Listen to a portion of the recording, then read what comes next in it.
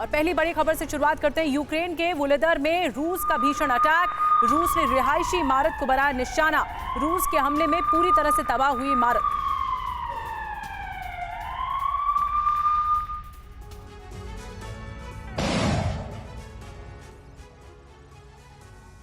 Putin की brigade वोलोदार में भीषण हमला करते हुए आगे बढ़ रही है। यूक्रेनी सेना रूसी काफिले पर गोलियां और रॉकेट से काउंटर अटैक कर रही है। रूस के विध्वंसक प्रहार में यूक्रेन में भारी तबाही मची है। डोनेट्स्क के वोलोदार के रिहायशी इलाके में रूसी सेना ने हमला किया। हाई राइज इमारत पर रॉकेट से प्रहार किया। रूस की सेना ने टैंकों और मोर्टार से हमला किया। रूसी सेना के हमले में वोलोदार में भारी तबाही मच गई। हाई राइज इमारत के कई फ्लोर तबाह हो गए। घरों में आग लग गई। रूस के हमले में कई लोग घायल हो गए। रूस का दावा है कि वोलोदार के इस इलाके में यूक्रेनी सेना ने अपना सैन्य ठिकाना बनाया था, जिसे टारगेट किया। हमले में यूक्रेन को काफी नुकसान हुआ। रूस के हमले के बाद यूक्रेन की रेस्क्यू टीम मौके पर पहुंची और राहत बचाव कार्य में जुट गई। फायर ब्रिगेड की टीम ने बड़ी मशक्कत के बाद आग पर काबू पाया, घायलों को निकाला और अस्पताल पहुंचाया। दूसरी तरफ यूक्रेनी सेना ने भी रूसी फोर्स पर काउंटर हमला किया है। यूक्रेन की TDF ब्रिगेड ने रूसी काफिले पर अटैक किया। लाइट वेट पिकअप के जरिए MLRS से रॉकेट डाले। यूक्रेन पर रूस का ड्रोन हमला नाकाम हो गया है। यूक्रेन के शाहेद 136 ड्रोन को गिराया गया है। यूक्रेन के S-300 एयर डिफेंस ने गिराया है ड्रोन। ओडेसा में रूस ने किया था शाहेद 136 से हमला।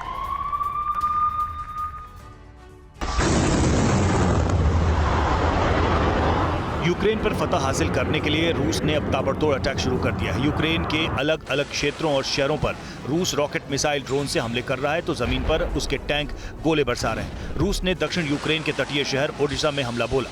हालांकि यूक्रेन पर रूस का ड्रोन हमला नाकाम साबित हुआ। रूस ने ईरान में शाहेद 136 ड्रोन से हमला किया था। यूक्रेन के एयर डिफेंस ने ड्रोन को इंटरसेप्ट कर ज्यादातर ड्रोन मार गिराया। यूक्रेन ने ओडिशा में S-300 एयर डिफेंस तैनात किया है, जिससे शाहिद ड्रोन को मार गिराया। हालांकि यूक्रेन का कहना है कि रूस के कुछ ड्रोन ने ओडिशा में इंफ्रास्ट्रक्चर को नुकसान पहुंचाया है। यूक्रेनी एयरफोर्स चीफ ने कहा कि रूस के 12 में से 10 ड्रोन मार गिराए।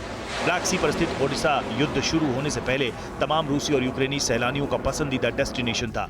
जंग शुरू होने के बाद रूस ने ओडिशा पर कई बार बम बरसाए। 2 हफ्ते पहले भी ओडिशा पर रूस ने ड्रोन से हमला बोला था, जिसमें कुछ सिविलियंस घायल हो गए थे।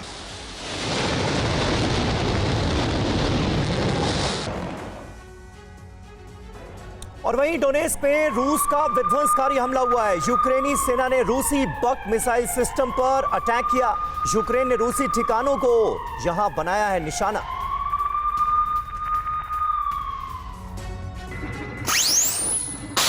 रूस के हमलों के जवाब में यूक्रेनी आर्मी ने भी जबरदस्त प्रहार किया है। आसमान से मिसाइल वर्षा करके वॉर जोन में रूसी चक्रव्यूह तोड़ रहा है। आसमान से मिसाइल वर्षा करके वॉर जोन में रूसी चक्रव्यूह तोड़ने की कोशिश हो रही है। यूक्रेनी सेना ने वॉर जोन में तैनात रूसी एयर डिफेंस सिस्टम बक पर घातक हमला किया। यूक्रेनी फाइटर्स ने मिसाइलों के साथ रूस के कमांड पोस्ट और एयर डिफेंस सिस्टम पर बम बरसाए। यूक्रेन के मिसाइल हमले में रूसी बक एयर डिफेंस सिस्टम खाक हो गया। यूक्रेनी सेना ने बक M12 पर हमले का वीडियो जारी किया। इसके आसपास से इलाकों में आग लग गई। पूरा इलाका काले धुएं से ढक गया। यूक्रेनी वॉर जोन से दूसरा वीडियो भी सामने आया, जिसमें रूस ने यूक्रेन पर घातक प्रहार किया है। रूसी सेना ने हमला करते हुए यूक्रेनी ड्रोन मार गिराया। रूसी सेना Strela 10 short range surface to air missile system से रिकॉन ड्रोन को मार गिराया। वॉर जोन में यूक्रेनी ड्रोन ने रूस को काफी नुकसान पहुंचाया है, जिसके बाद यूक्रेनी ड्रोन को टारगेट करने के लिए रूस ने बैटलफील्ड में Strela 10 short range surface to air missile system तैनात कर दिए। अब रशियन स्टेरला 10 यूक्रेनी ड्रोन्स को हमले से पहले तबाह कर रहे हैं। रशियन कामिकाज़ी ड्रोन ने यूक्रेन में मचाया है कोहराम। ईरान में ड्रोन से यूक्रेनी शहरों पर धुआंधार अटैक हो रहा है। रूसी ड्रोन हमले में भारी नुकसान की खबर भी है। डोनबास रीजन में रूस और यूक्रेन के बीच भीषण जंग जारी है।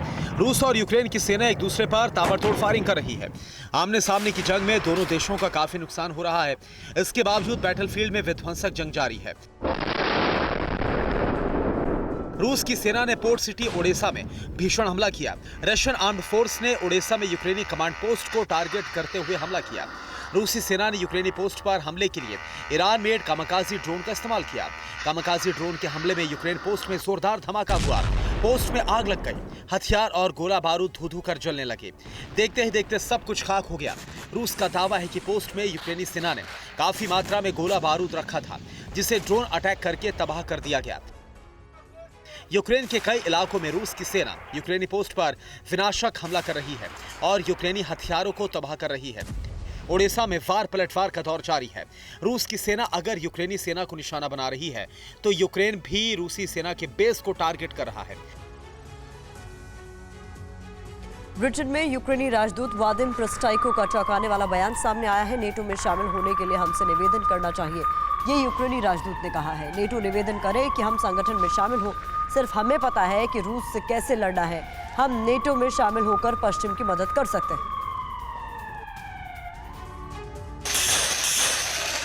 नाटो से मिले हथियारों और सेना की ट्रेनिंग की मदद से यूक्रेन रूस के खिलाफ जंग लड़ रहा है।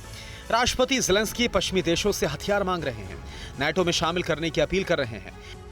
इसी बीच ब्रिटेन में यूक्रेनी राजदूत वादिम प्रिस्टाइको का चौंकाने वाला बयान सामने आया। यूक्रेनी राजदूत वादिम प्रिस्टाइको ने साफ कहा कि रूस यूक्रेन खत्म होने के बाद नाटो हमसे निवेदन करे कि हम नाटो में शामिल हो। प्रिस्टाइको ने कहा कि सिर्फ यूक्रेन को ही पता है कि रूस से कैसे लड़ना है। अगर नाटो रूस से लड़ना चाहते हैं तो ये कैसे होगा, हमसे पूछें।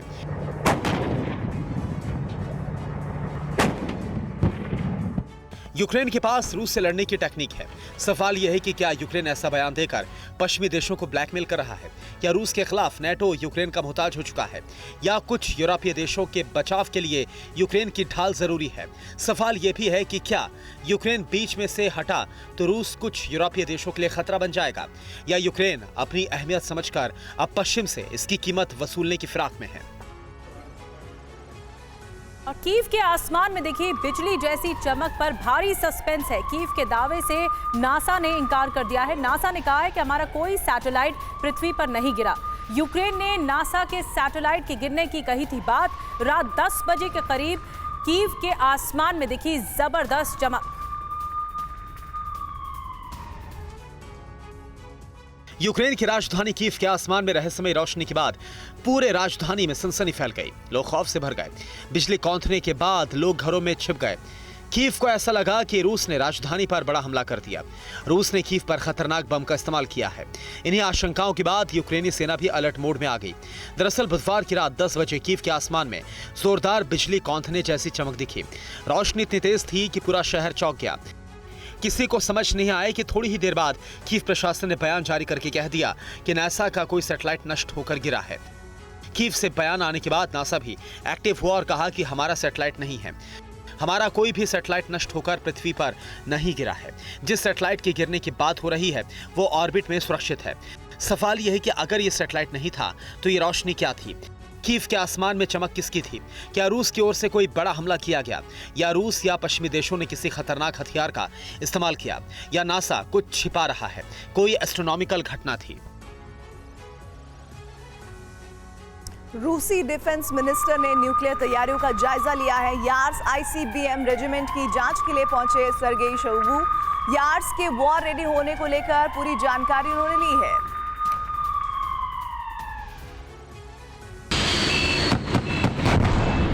क्या रूस यूक्रेन या पश्चिमी देशों पर न्यूक्लियर हमला करने वाला है? क्या दुनिया पर न्यूक्लियर हमले की आशंका बढ़ गई है, या फिर रूस को न्यूक्लियर हमले का डर सता रहा है? ये सवाल इसलिए क्योंकि रूस के defence minister Sergei Shoigu nuclear तैयारियों का जायजा लेने पहुंचे।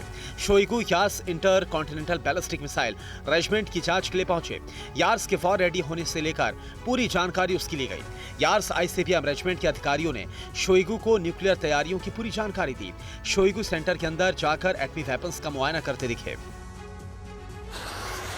यूक्रेन जंग के बीच रूस अचानक से न्यूक्लियर तैयारियों में जुट गया है। रूसी डिफेंस मिनिस्टर ने यार्स आईसीबीएम के कॉम्बैट अलर्ट की जानकारी ली।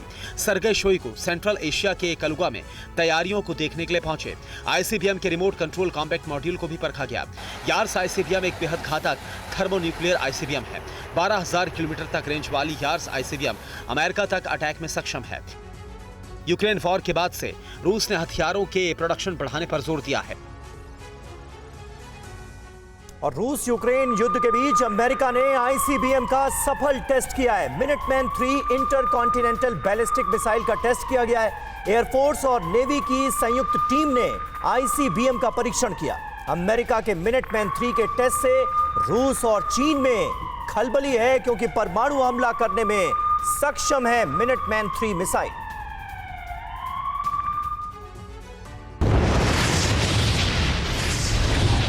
ग्लोबल टेंशन के बीच अमेरिका ने इंटरकॉन्टिनेंटल बैलिस्टिक मिसाइल मिनटमैन 3 का सफल परीक्षण किया। अमेरिका ने कैलिफोर्निया के वुडनबर्ग स्पेस फोर्स बेस से ICBM मिनटमैन 3 को लॉन्च किया। ICBM मिनटमैन 3 बेहद खतरनाक और विध्वंसकारी मिसाइल है।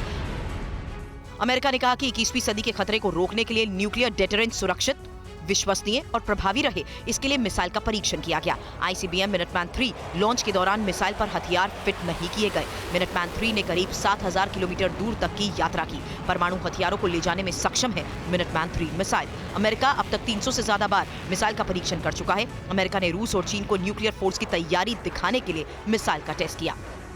इंटरकॉन्टिनेंटल बैलिस्टिक मिसाइल मिनटमैन 3 की ताकत की बात करें तो ICBM मिनटमैन 3 की रेंज 10,000 किलोमीटर है। मिनटमैन 3 की स्पीड 24,000 किलोमीटर प्रति घंटा है। मिसाइल की लंबाई करीब 60 फीट है। ICBM मिनटमैन 3 न्यूक्लियर हथियार ले जाने में सक्षम है। रूस और अमेरिका के बीच फिर बढ़ सकती है टेंशन। अमेरिका के अलास्का के पास दिखे 2 रूसी बॉम्बर Tu-95। अमेरिका के जेट ने रूसी बॉम्बर को इंटरसेप्ट किया। अमेरिकी जेट ने दोनों रूसी बॉम्बर को अलास्का से खदेड़ा। इससे पहले ब्लैक सी में रूस ने गिराया था अमेरिकी ड्रोन।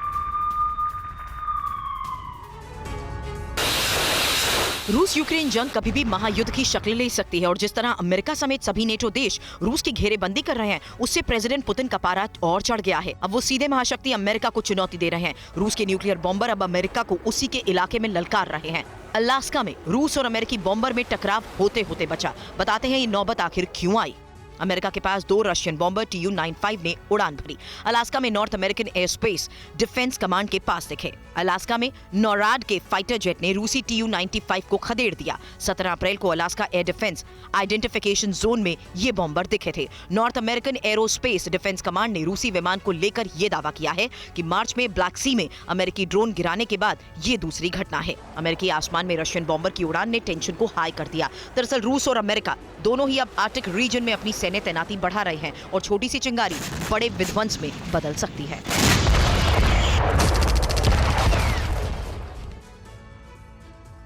रूस और यूक्रेन की जंग के बीच बेलारूस की वॉर ड्रिल से जुड़ी बड़ी खबर ये। बेलारूस की एयरफोर्स और एयर डिफेंस फोर्स की ड्रिल क्रूज मिसाइल अटैक और ड्रोन अटैक रोकने के लिए ये ड्रिल की जा रही है। वॉर एक्सरसाइज में S-300 और टॉर सिस्टम भी शामिल। 22 अप्रैल तक चलेगी बेलारूस की ये वॉर ड्रिल। एक तरफ यूक्रेन में रूस की सेना मिलिट्री ऑपरेशंस को अंजाम दे रही है, दूसरी तरफ यूक्रेन युद्ध में रूस के मददगार बेलारूस की सेना बड़ी वॉर ड्रिल कर रही है। यूक्रेन और पोलैंड बॉर्डर के नजदीक बेलारूस के आसमान पर रूसी फाइटर जेट्स की गूंज सुनाई दे रही है। वॉर ड्रिल में बेलारूस एयरफोर्स और एयर डिफेंस फोर्स ने हिस्सा लिया। वॉर ड्रिल के जरिए बेलारूस की एयरफोर्स ताकत की नुमाइश कर रही है। एयर ड्रिल में बेलारूस के लड़ाकू विमानों के साथ हेलीकॉप्टर्स ने हिस्सा लिया। सेना ने दुश्मनों के टारगेट को ध्वस्त करने की ट्रेनिंग ली। बेलारूस की सेना ने क्रूज मिसाइल अटैक और ड्रोन अटैक रोकने के लिए ड्रिल की है। वॉर एक्सरसाइज में S-300 और टॉर सिस्टम का भी इस्तेमाल किया गया। बेलारूस की वॉर ड्रिल 22 अप्रैल तक चलेगी। हालांकि इस वॉर ड्रिल को देखते हुए कई बड़े सवाल कि बेलारूस में ड्रिल के मायने क्या हैं? क्या बेलारूस बॉर्डर से कुछ बड़ा होने वाला है? क्या बेलारूस बॉर्डर रूस और यूक्रेन की फ्रंट लाइन बनेगा? वॉर ड्रिल के जरिए कीव को क्या ये डराने की कोशिश है? रूस यूक्रेन पर विध्वंसक प्रहार कर रहा है। बेलारूस का यूक्रेन और पोलैंड में तैनाती भी जारी है। ऐसे में बेलारूस की वॉर ड्रिल से पड़ोसी मुल्क डरे हुए हैं। संभावना ये कि यूक्रेन वॉर में बेलारूस रूस का साथ देने वाला है।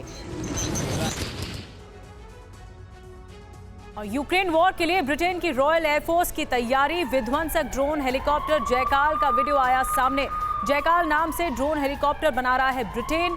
गाइडेड मिसाइल और ग्रेनेड अटैक में सक्षम है जयकाल।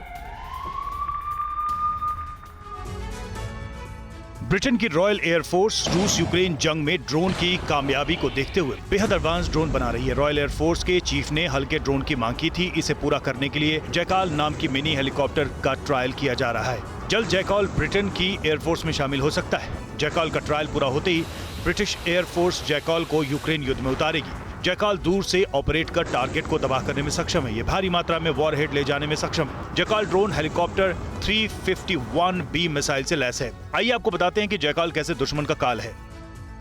ये एक ड्रोन मिनी हेलीकॉप्टर है, गाइडेड मिसाइल से लैस है, ग्रेनेड अटैक में भी सक्षम है, टैंक को तबाह करने में सक्षम है। इसकी रेंज 130 किलोमीटर है, स्पीड 160 किलोमीटर प्रति घंटा, लंबाई 8 फीट और यार्क में फ्लाई बाय टेक्नोलॉजी इसे बना रही है। बिना दुश्मन की नजर में आए इससे निशाना लगाया जा सकता है। खास बात यह कि चलते फिरते टारगेट का पीछा कर उसे भी ये निशाना बना सकता है। रॉयल एयर फोर्स का कहना है कि आने वाला समय ड्रोन का है और जैकाल दुनिया में बन रहे तमाम ड्रोन से अलग और बेहद घातक है। इस वक्त की बड़ी खबर, अतीक अहमद और अशरफ के मर्डर के बाद वहां पर जानकारी मिल रही है कि सीन को रिक्रिएट करने के लिए पहुंची है टीम। पूरे सीन को फिर से दोहराने की तैयारी है।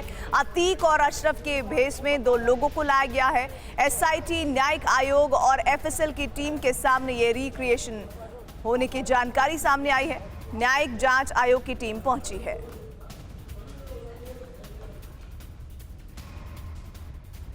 दो तस्वीरें इस वक्त आपके सामने। 15 अप्रैल की वो तस्वीर जब मीडिया से बात करते हुए किस तरह से अतीक अहमद और उसके भाई अशरफ अहमद को गोलियों से भून दिया गया था।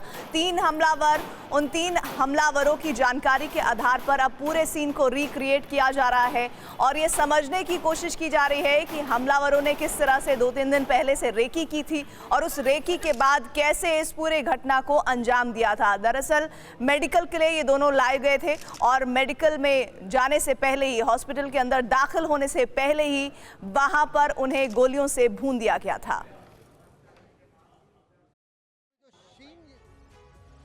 अतीक अशरफ शूटआउट की तह तक जाने के लिए सभी जांच एजेंसियों ने पूरी ताकत झोंक दी है। आरोपियों की कस्टडी रिमांड के दूसरे दिन कॉलविन अस्पताल के पास एसआईटी की टीम ने जाकर क्राइम सीन का रिक्रिएशन किया। इस दौरान अतीक अशरफ की वेशभूषा में 2 शख्स लगाए गए। सामने से पत्रकार सवाल पूछते नजर आए। इसी बीच अचानक तीनों आरोपियों ने ताबड़तोड़ गोलियां दागनी शुरू कर दी। उसके बाद तीनों आरोपी पुलिस के सामने सरेंडर भी कर देते हैं। घटना स्थल का एक मैप बनाया गया। वारदात स्थल के पास एक बाइक को गिराकर सीन को रिक्रिएट किया गया। 15 अप्रैल को अतीक अशरफ मर्डर वाले दिन कॉलविन अस्पताल के पास एक बाइक भी मौजूद थी। पूरे क्राइम सीन के रिक्रिएशन की वीडियोग्राफी कराई गई। इस दौरान फॉरेंसिक टीम और योगी सरकार द्वारा गठित न्यायिक जांच आयोग की टीम भी मौजूद रही। 15 अप्रैल को रात करीब 10:30 बजे जब अतीक अशरफ को मेडिकल जांच के लिए लाया गया था, उसी समय पत्रकार बनकर तीनों आरोपी मीडिया कर्मियों के बीच पहुंच गए थे और इससे पहले कि अतीक अशरफ कुछ ज्यादा बोल पाते, दोनों पर ताबड़तोड़ गोलियों की बौछार कर दी।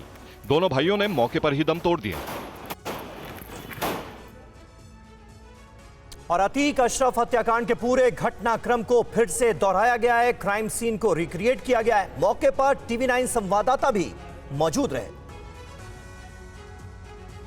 तक न्यायिक आयोग की पूरी टीम यहाँ पर इसी स्पॉट पे थी और तीनों लोग जो जस्टिस अरविंद त्रिपाठी और सुबेश सिंह और ब्रजेश सोनी, इसमें से 2 आईपीएस अधिकारी रहे हैं। और जो जगह दिख रही है ना व्हाइट स्पॉट वहाँ पर, और ये गेट है, ये वो जगह है जहाँ पे अतीक और अशरफ को उस दिन लाया गया था 15 अप्रैल को, तो गाड़ी वहीं रुकी थी। फिर वहाँ से दिखाऊंगा, धीरे धीरे करके पैदल दोनों को लाया गया था और इस जगह पर फायर की गई थी। डायग्राम पर बताया गया था कि अतीक और अशरफ की पोजीशन कैसी थी, दोनों कहाँ पे खड़े थे, दोनों पर फायर किस तरीके से की गई, जो हमलावर थे वो कहाँ पर खड़े थे, पहले किसने फायर किया। आपको बताऊं कि जो कांस्टेबल मान सिंह जिसको गोली लगी थी उसको भी आज खास तौर से यहाँ लाया गया था। उससे न्यायिक आयोग के सदस्यों ने बातचीत की, उससे सवाल पूछे। उसके बाद गेट से उस स्पॉट की दूरी जहाँ पर फायरिंग हुई थी वो, और फिर जहाँ पे गाड़ी रुकी थी वहाँ से इस जगह की दूरी, उसको इन टेप से नाप करके पूरा ब्यौरा लिया गया है। और थोड़ी ही देर में जो मुझे जानकारी मिली है कि एफएसएल की यानी फॉरेंसिक टीम जो है वो एक बार पहले भी आई थी, दोबारा फिर से फॉरेंसिक टीम यहीं पर आएगी। अब आपको दिखाते हैं क्राइम सीन के रिक्रिएशन से जांच टीम को क्या जवाब मिले हैं। अतीक अहमद और अशरफ की हत्या के वक्त पहले शूटर जिसने अतीक की कनपटी पर गोली दागी वो कितनी दूर था, ये जानकारी हासिल हुई। इसके बाद दूसरी अहम जानकारी है कि जब अतीक अहमद और अशरफ पर गोली मारी गई तब पुलिसकर्मी किस पोजीशन में थे। तीनों शूटर मीडिया कर्मियों के साथ खड़े थे या अचानक अतीक और अशरफ के रुकने पर शूटर्स ने आकर गोली चला दी थी। चौथी जानकारी है कि शूटरों ने जब सरेंडर किया उस समय किस टीम ने किसको पकड़ा, किस शूटर ने किसको कितनी दूर और किस एंगल से गोली मारी, ये जानकारी भी हासिल हुई। शूटरों ने आखिर भागने या पुलिस पर फायरिंग के बजाय सरेंडर किन परिस्थितियों में किया। इसके अलावा 7वीं बड़ी जानकारी है कि तीनों शूटर के बीच कितनी दूरी थी, किसके पास कौन सा वेपन था और कितनी दूरी से गोली चला रहे थे।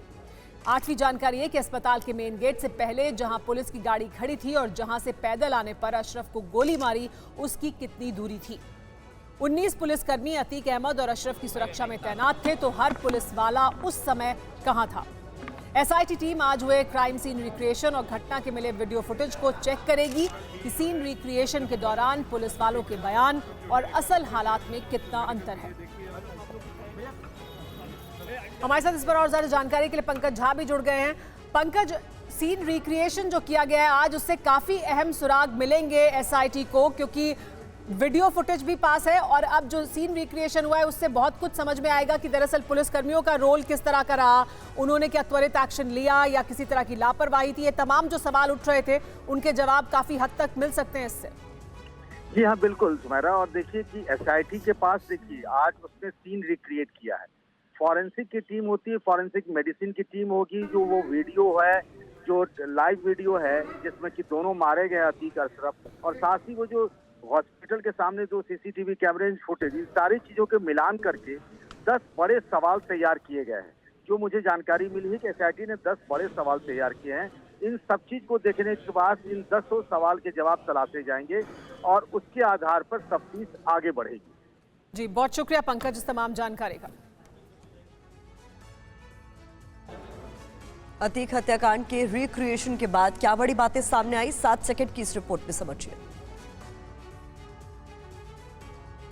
अतीक अशरफ की हत्या के बाद क्राइम सीन का रिक्रिएशन ठीक वैसे ही किया गया जैसे 15 अप्रैल की रात को हुआ था। अतीक अशरफ को गाड़ी से उतारा गया, अस्पताल के अंदर लाया गया। कातिल ने मौका देखकर गोली चलाई, अतीक अशरफ जमीन पर गिरे, उनकी मौके पर मौत हो गई और तीनों कातिल ने खुद को पुलिस के हवाले कर दिया। इस रिक्रिएशन में 5 ऐसी अहम बातें हैं जो सामने आई हैं। अतीक और अशरफ को बहुत करीब से गोली मारी गई। वारदात के वक्त पुलिस ने बड़ी लापरवाही बरती। पुलिस के एक्शन से पहले ही कातिलों ने सरेंडर किया। हत्या के बाद शूटर्स को उसी गाड़ी से पुलिस लाइन भेजा गया जिस गाड़ी से अतीक और अशरफ को लाया गया था। रिक्रिएशन से साबित हुआ कि पुलिस ने अपनी तरफ से कोई कोशिश नहीं की। यानी आज मीडिया के सामने जो कुछ भी हुआ उससे ये साफ हुआ कि अतीक और अशरफ की हत्या के बाद शूटर्स ने ना तो भागने की कोशिश की और ना ही पुलिस पर हमला करने की। पुलिस ने भी शूटर्स को सरेंडर करने का पूरा मौका दिया। शूटर्स फायरिंग करते रहे लेकिन पुलिस ने गोली चलाने की बात तो दूर, उन पर पिस्टल तक नहीं तानी, जिससे साबित हुआ कि पुलिस अपनी जिम्मेदारी को ठीक से निभाते हुए कतई नजर नहीं आई। और अतीक और अशरफ के तीनों हत्यारों से अलग अलग कमरों में पूछताछ की जा रही है और तीनों के बयान एक दूसरे से नहीं मिल रहे हैं। देखिए रिपोर्ट।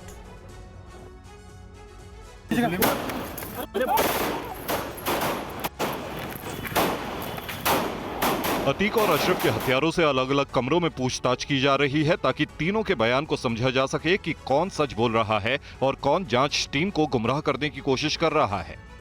अभी तक जो जांच हुई है उसमें पूछताछ की वीडियोग्राफी की जा रही है। जवाब को लिखित तौर पर नोट किया जा रहा है। एक ही सवाल को बारी बारी से पूछा जा रहा है। पेशी के दिन मारने का था प्लान, लेकिन भारी पुलिस तैनाती की वजह से प्लान बदलना पड़ा। अभी तक की जांच में यह खुलासा हुआ है कि तीनों हत्यारे 13 अप्रैल से ही प्रयागराज में डेरा डाले हुए थे। तीनों कॉल्विन अस्पताल के 2 किलोमीटर के दायरे में ठहरे हुए थे। तीनों हत्यारे इस कांड में किसी भी मास्टरमाइंड के होने से इनकार कर रहे हैं। हालांकि इनके तार गोगी गैंग से जुड़े हुए पाए गए हैं। शूटर सनी ने कबूल किया कि वो डर से नारे लगा रहा था। सनी ने बताया कि वो पुलिस नहीं बल्कि मीडिया की मौजूदगी की वजह से डर गया था और नारे लगा रहा था। और इधर अतीक अशरफ मर्डर के पीछे कॉन्ट्रैक्ट किलिंग का शक है। शूटर्स के पीछे किसी बड़े गैंगस्टर के हाथ का होने का आशंका लगातार गहराती जा रही है। पुलिस को यह भी शक है कि गैंग ने झांसे में लेकर मर्डर करवाया है। कॉन्ट्रैक्ट किलिंग वाले एंगल से जांच हो रही है। मेन बात यह है कि गुड्डू मुस्लिम। क्या 15 अप्रैल की रात अतीक और अशरफ की सुपारी दी गई थी और कॉन्ट्रैक्ट किलर ने दोनों को मौत के घाट उतार दिया? पुलिस अब इस पहलू से भी पूरे मामले की जांच कर रही है क्योंकि तीनों शूटर्स के पीछे किसी बड़े गैंगस्टर का हाथ होने की बात सामने आई है। मुमकिन है कि किसी बड़े गैंग को सुपारी दी गई हो, शूटर्स को गैंगस्टर बनने के लिए मोटिवेट किया गया हो। मुमकिन है कि शूटर्स को बड़े प्लान की जानकारी ना हो। तीनों शूटर्स नशे के आदी, लिहाजा हत्या करवाना इनके लिए आसान था। मेन बात यह है कि गुड्डू मुस्लिम। लेकिन पुलिस की ये जांच एक थ्योरी पर आधारित है। जब तक जांच एजेंसी को सुपारी किलर से जुड़ा कोई पुख्ता सुराग नहीं मिलता, इसे महज कयास ही माना जाएगा। ये मुमकिन है कि अतीक और अशरफ की कॉन्ट्रैक्ट किलिंग हुई हो। ऐसे में पुलिस को उस गैंगस्टर के नाम का भी खुलासा करना होगा जिसके आधार पर पुलिस ने जांच शुरू की है। अतीक अशरफ की हत्या की तमाम एंगल से जांच की जा रही है ताकि कोई भी पहलू छूट ना पाए और इस हत्याकांड के पीछे छिपे नकाबपोश किसी भी हाल में बच ना पाए। और अतीक अशरफ के कातिल अरुण मौर्य को लेकर बहुत बड़ा खुलासा हुआ है। अतीक के बेटे असद के व्हाट्सएप ग्रुप का मेंबर रह चुका है अरुण मौर्य। असद के शेरे अतीक ग्रुप का मेंबर था अरुण मौर्य। अतीक अहमद के लिए असद ने यह ग्रुप बनाया था और इस ग्रुप में अतीक के वीडियोस और वर्चस्व की कहानियां शेयर की जाती थी। अतीक और अशरफ की हत्या करने वाला शूटर अरुण मौर्य असद के व्हाट्सएप ग्रुप शेरे अतीक का मेंबर था। ये सनसनीखेज खुलासा एसआईटी ने हत्यारों से पूछताछ के बाद किया। अतीक अशरफ के कातिल अरुण मौर्य पर खुलासा हुआ। असद के व्हाट्सएप ग्रुप शेरे अतीक का मेंबर था अरुण। अतीक अहमद के लिए असद ने ग्रुप बनाया था। इस ग्रुप पर अतीक के वीडियो और वर्चस्व की कहानी बताई जाती थी। बाद में अरुण ने इस ग्रुप को छोड़ दिया। शेरे अतीक के बाद अरुण गैंग 90 व्हाट्सएप ग्रुप का सदस्य बन गया। शेरे अतीक व्हाट्सएप ग्रुप में अतीक अहमद भी चैट करता था। इस ग्रुप से 14 जिलों के 56 लोग जुड़े थे। खास बात यह है कि इस व्हाट्सएप ग्रुप में रंगदारों की ऑनलाइन पंचायत होती थी। यानी ये तय है कि अरुण को अतीक गैंग की इनसाइड स्टोरी पता थी। वो इस ग्रुप में लिए गए फैसलों को भी जानता था। इस ग्रुप से ही वही जुड़ता था जिसे असद अच्छे से जानता हो। तो सवाल यह है कि अरुण इस ग्रुप में किस हैसियत से शामिल हुआ था। क्या हत्या करने से पहले अरुण भी अतीक के लिए काम करता था? क्योंकि इस ग्रुप में अतीक के रंगदारों की ऑनलाइन बैठक होती थी।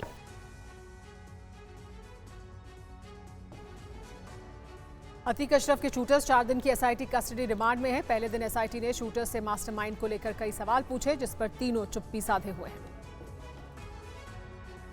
मेन बात ये है कि अतीक अशरफ हत्याकांड की उलझी गुत्थी को सुलझाने के लिए जांच एजेंसियों ने अपनी पूरी ताकत झोंक दी है। जिस तरह से शूटर्स कह रहे हैं कि वो इस हत्याकांड के जरिए मशहूर होना चाहते थे, ये बात जांच एजेंसियों को हजम नहीं हो रही है। तीनों आरोपी इस समय एसआईटी कस्टडी में है। एसआईटी ने आरोपियों से पूछताछ में ये जानना चाहा कि आखिर उन्होंने अतीक अशरफ को ही टारगेट बनाने का फैसला क्यों किया। एसआईटी के कई सवालों पर आरोपियों ने चुप्पी साधी हुई है। एसआईटी के सवाल थे कि तुम लोगों के मोबाइल फोन कहां पर है, मोबाइल नहीं है तो आपस में कैसे संपर्क करते थे, प्रयागराज कब आए और कहां पर ठिकाना बनाया, प्रयागराज में ठहरने में किसने मदद की, तीनों पहली बार कब और कहां पर मिले, अतीक अशरफ के अस्पताल लाए जाने की खबर कैसे मिली, घटनास्थल तक कैसे कितनी देर पहले पहुंचे, वीडियो कैमरा और माइक आईडी कहां से लाए। पुलिस को शक था कि हत्याकांड को अंजाम देने के लिए तीनों शूटर्स 3 मोटरसाइकिलों से अस्पताल पहुंचे थे। फिलहाल जांच में पता चला है कि ये तीनों मोटरसाइकिल अस्पताल कर्मचारियों की ही थी। अतीक अशरफ मर्डर केस में बड़ी खबर सामने आ रही है। शूटर लवलेश तिवारी के 3 दोस्त हिरासत में लिए गए। एसआईटी ने बांदा से लवलेश के दोस्तों को हिरासत में लिया। बांदा रेलवे स्टेशन से तीनों को हिरासत में लिया गया। लवलेश तिवारी को फर्जी पत्रकार बनने की ट्रेनिंग दे रहे थे। अतीक अशरफ शूटआउट के तीनों आरोपी पहले से एक दूसरे से जान पहचान को नकारते रहे हैं, लेकिन आरोपियों को लेकर जो ताजा खुलासे हुए हैं उसे देखते हुए इन दावों पर यकीन करना मुश्किल है। अतीक अशरफ मर्डर केस में शामिल शूटर लवलेश तिवारी के 3 दोस्तों को पुलिस ने हिरासत में लिया। एसआईटी ने बांदा रेलवे स्टेशन से लवलेश के इन दोस्तों को हिरासत में लिया। दावा किया जा रहा है कि ये दोस्त लवलेश तिवारी को फर्जी पत्रकार बनने की ट्रेनिंग दे रहे थे। बड़ा सवाल है कि क्या इस हत्याकांड की साजिश में कोई बड़ा गिरोह शामिल था। सूत्रों से पता चला है कि शूटर्स ने एसआईटी पूछताछ में बताया कि आरोपियों को फर्जी माइक आईडी बांदा से मुहैया कराए गए। हत्याकांड से 46 घंटे पहले आरोपी प्रयागराज आए थे। आरोपियों ने कहा नाम कमाने के लिए मर्डर की वारदात को अंजाम दिया। सोशल मीडिया से अतीक के हॉस्पिटल पहुंचने की जानकारी मिली। शूटर सनी ने बताया तीनों शूटर लॉरेंस बिश्नोई बनना चाहते थे। दिल्ली में जितेंद्र गोगी गिरोह से उन्हें हथियार मिले थे। कानपुर का बाबर गैंग भी जितेंद्र गोगी गिरोह से जुड़ा था।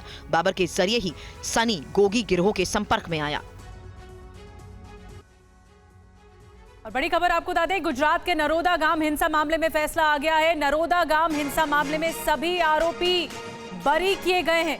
माया कोडनानी, बाबू बजरंगी समेत सभी आरोपियों को बरी कर दिया है। इस मामले में कोर्ट ने 28 फरवरी 2002 में नरोदा गांव में हिंसा हुई थी और इसी मामले में फैसला आया है।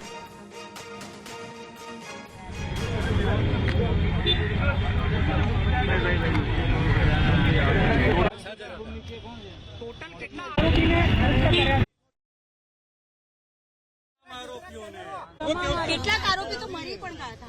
માત્ર એક આરોપી એક્સપાયર થયેલા છે ને એમનું ડેથ સર્ટિફિકેટ કોર્ટમાં રજૂ કરવાની વાત થયેલી છે।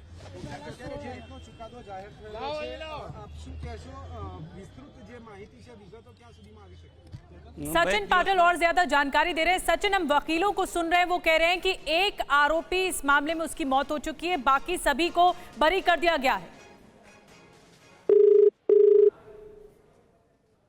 सचिन से हम कोशिश कर रहे हैं दोबारा संपर्क करने की, लेकिन माया कोडनानी इस मामले में आरोपी, बाबू बजरंगी समेत सभी आरोपी बरी हो चुके हैं। नरोदा गांव हिंसा मामला 2002 में ये हिंसा पनपी थी और उसको लेकर ये मामला अदालती पेचीदगियों से उलझता हुआ तमाम अदालती कार्रवाई के बाद अब जाकर इस मामले में फैसला आया है और सभी आरोपी बरी कर दिए गए हैं, जिसमें से एक वकील कह रहे थे अभी कुछ देर पहले कि एक आरोपी की मौत हो चुकी है, बाकी सभी को बरी कर दिया है कोर्ट ने। तो इस वक्त की बड़ी खबर आपको बता रहे हैं, गुजरात के नरोदा गांव हिंसा मामले में कोर्ट का फैसला आ चुका है। नरोदा गांव हिंसा मामले में सभी आरोपियों को बरी कर दिया गया है। माया कोडनानी इसमें आरोपी थी, उन्हें बरी कर दिया गया है। बाबू बजरंगी समेत सभी आरोपी बरी हो गए हैं। नरोदा गांव हिंसा मामले में 11 लोगों की मौत हुई थी। 28 फरवरी 2002 को यह हिंसा हुई थी। और इसी के साथ रुकना होगा एक छोटे से ब्रेक के लिए।